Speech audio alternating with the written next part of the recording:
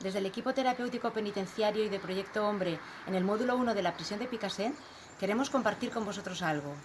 En el módulo 1 trabajamos en una comunidad terapéutica, donde nuestras internas y nuestros internos tratan de aprovechar su tiempo de condena para hacer un tratamiento y superar sus problemas de adicción. Se esfuerzan cada día y encuentran nuevos retos, conocerse, aprender hábitos saludables, reflexionar sobre su vida y la toma de decisiones. Como os podéis imaginar, estar en prisión no es una experiencia fácil y trabajar en ella tampoco. Que a esta situación sumarle la complicación del confinamiento, donde ni familiares ni terapeutas podemos acceder al recinto. Bien, pues tenemos nuevas noticias que contaros. Desde un principio estamos manteniendo contacto telefónico con nuestros usuarios y usuarias, con el objetivo de mantener el vínculo que teníamos establecido con ellos y estar más partícipes en aquello que está aconteciendo en la comunidad. También hablamos con las familias por teléfono, acompañándoles en este momento de angustia.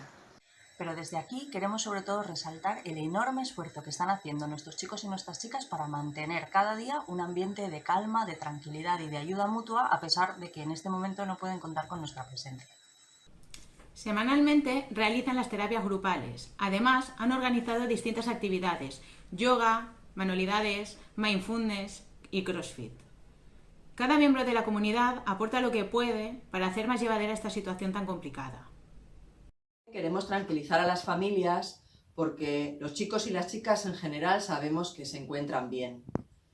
Tenemos que agradecer a instituciones penitenciarias que nos hayan permitido estos contactos telefónicos para, en la medida de nuestras posibilidades, estar presentes en la comunidad y concretamente agradecer a los compañeros, a los funcionarios y funcionarias que prestan servicio en el módulo y que se encargan de que podamos hacer estas llamadas.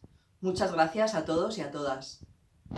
Y especialmente felicitar a nuestras chicas y chicos por seguir manteniendo la ilusión, el esfuerzo, las ganas, pero sobre todo el sentimiento de comunidad en estos momentos.